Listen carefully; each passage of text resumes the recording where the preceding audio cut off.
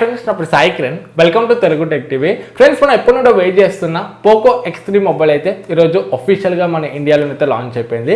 ఈరోజు వీడియోలో మనము ఈ పోకో X3కి సంబంధించిన కంప్లీట్ డీటెయిల్స్ తెలుసుకుందాం అండ్ అదేవిధంగా ఈ ప్రైస్ రేంజ్ మనకు వర్తా కాదా అనేది కూడా చూద్దాం. So let's get started.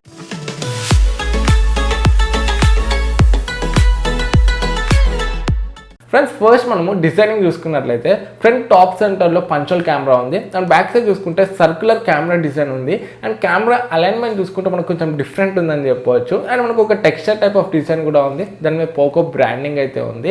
So designing మాత్రం ఈసారి వీళ్ళు కొంచెం కొత్తగా ట్రై చేశారని చెప్పవచ్చు. అనేది మనకు రెండు కలర్స్లో అయితే వస్తుంది, గ్రే కలర్ ఒకటి అండ్ ఇంకా బ్లూ కలర్ ఒకటి. అనేది మనకు IP53 రేటింగ్తో వస్తుంది. సో IP53 అంటే ఈ బడ్జెట్లో ఒక మంచి విషయం అని చెప్పవచ్చు. మనకు వాటర్ అండ్ డస్ట్ అయితే కొంతవరకు అయితే రెసిస్ట్ చేస్తుంది అండ్ ఇది మనకు Corning Gorilla glass plate protection తోనే వస్తుంది ఫ్రంట్ గ్లాస్ చూసుకుంటే. సో ఓవరాల్ గా డిజైనింగ్ చూసుకుంటే మాత్రం మనకు కొంచెం డిఫరెంట్ ఉందని చెప్పొచ్చు. నెక్స్ట్ మనం డిస్ప్లే చూసుకున్నట్లయితే దీంట్లో 6.67 ఇంచ్ FHD ప్లస్ డిస్ప్లే ఉంది. IPS LCD ప్యానల్ ఇది మనకు టాప్ సెంటర్ లో పంచోల్ కెమెరా ఉంటుంది. ఇది 120 Hz రిఫ్రెష్ రేట్ తో వస్తుంది. 120 Hz రిఫ్రెష్ రేట్ అంటే ఒక మంచి విషయం అని చెప్పొచ్చు. మనకు డిస్ప్లే ఎక్స్పీరియన్స్ అనేది చాలా స్మూత్ ఉంటుంది. అండ్ మనకు 240 Hz టచ్ శాంప్లింగ్ అయితే ఉంది, అంటే మనం టచ్ చేసినప్పుడు రెస్పాన్స్ రేట్ ఉంటుంది కదా, అది 240 Hz అయితే ఉంది. ఇది కూడా ఒక మంచి విషయం అని చెప్పొచ్చు. సో ఓవరాల్ గా డిస్ప్లే ఎక్స్పీరియన్స్ అయితే మనకు చాలా బాగుంటుంది. కాకపోతే ఇది మనకు IPS ప్యానలే, AMOLED ఇచ్చుంటే ఇంకా నెక్స్ట్ లెవెల్ అయితే ఉండేది.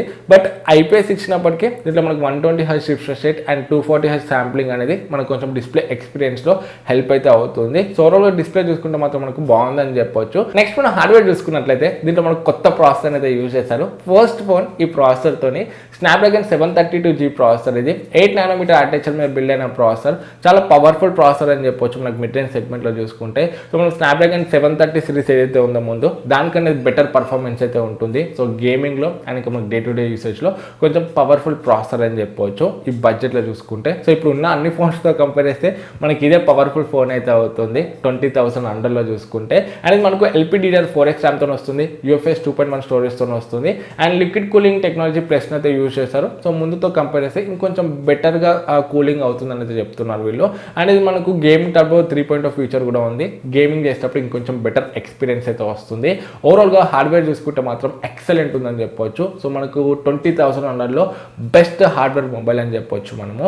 అండ్ నెక్స్ట్ మనము దీంట్లో కెమెరా చూసుకున్నట్లయితే back side 64 megapixel primary sensor ఉంది. ఇది సోనీ IMX682 సెన్సర్ అండ్ ఇంకొక 13 megapixel ultra wide angle lens ఉంది and 2 megapixel macro short lens, 2 megapixel depth sensor ఉంది. ఫ్రంట్ మనకు 20 మెగాపిక్సెల్ సెల్ఫీ కెమెరా ఉంది. సో కెమెరా ఆప్టిక్స్ చూసుకుంటే కూడా మనకు బాగున్నాయని చెప్పొచ్చు. నెక్స్ట్ మనం బ్యాటరీ చూసుకున్నట్లయితే దీంట్లో 6000 mAh బ్యాటరీ ఉంది. సో 6000 mAh అంటే ఒక మంచి విషయం అని చెప్పొచ్చు. మనకి బడ్జెట్లో చూసుకుంటే మాక్సిమం ఫోన్స్లో 5000 mAh వరకు అయితే ఉంటాయి. బట్ దీంట్లో మనకు 6000 mAh బ్యాటరీ అయితే ఉంది. మనకు బ్యాటరీ లైఫ్ అనేది బెటర్గా వస్తుంది. అండ్ దీంట్లో మనకు బాక్స్లోనే 33 వాట్ ఫాస్ట్ ఛార్జర్ అయితే ప్రొవైడ్ చేస్తున్నారు. అండ్ వీళ్ళు కొత్త ఛార్జింగ్ టెక్నాలజీని అయితే యూజ్ చేస్తారని చెప్తున్నారు. సో ముందు 33 వాట్ ఫాస్ట్ ఛార్జర్స్తో కంపేర్ చేస్తే ఇది 23% ఫాస్ట్ ఛార్జింగ్ అయితే చేస్తుందని అయితే చెప్తున్నారు. సో ఇది మనం మొబైల్ ఫోన్ వచ్చాక టెస్ట్ చేద్దాము. సో ఓవరాల్ గా బ్యాటరీ అండ్ ఫాస్ట్ ఛార్జింగ్ చూసుకుంటే మనకు బాగుందని చెప్పవచ్చు. అండ్ దీంట్లో మనకు IR బ్లాస్టర్ కూడా ఉంది, side mount finger print scanner ఉంది, వైడ్ బ్యాండ్ L1 సపోర్ట్ ఉంది దీంట్లో అండ్ H10 సపోర్ట్ కూడా ఉంది. అండ్ దీంట్లో మనకు హైరైస్ ఆడియో సపోర్ట్ ఉంది, Qualcomm aptX HD సపోర్ట్ ఉంది అండ్ ఇంకా డ్యూయల్ స్టీరియో స్పీకర్ తో కూడా వస్తుంది. సో డ్యూయల్ స్టీరియో స్పీకర్స్ అంటే కూడా ఒక మంచి విషయం అని చెప్పవచ్చు.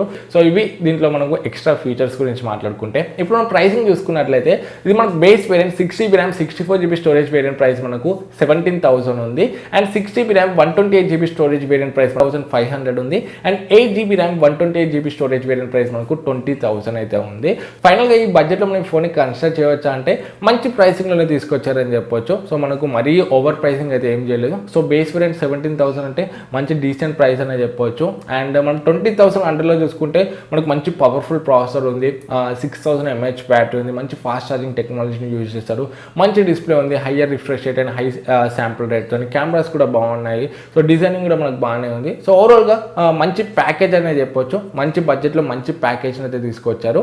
సో AMOLED డిస్ప్లే ఇచ్చుంటే ఇంకా నెక్స్ట్ లెవెల్ అయితే ఉండేది. సో ఇది ఒక్కటైతే మనకు దీంట్లో మైనస్ అవుతుంది. సో మీకు AMOLED డిస్ప్లే కావాలంటే మాత్రం మీరు రియల్మీ 7 ప్రోకి అయితే వెళ్ళొచ్చు, బట్ అక్కడ మనకు కొంచెం పర్ఫార్మెన్స్ అయితే తగ్గుతుంది. సో మీకు గేమింగ్ అండ్ మీరు హెవీ యూజర్ అంటే మాత్రము 20,000 అండర్లో పోకో X3 మనకు ఒక మంచి ఆప్షన్ అయితే అవుతుంది. సో ఓవరాల్గా నా ఒపీనియన్స్ అయితే ఇవి పోకో X3కి సంబంధించి. సో మీ ఒపీనియన్స్ ఏంటి కింద కమెంట్స్లో షేర్ చేసుకోండి.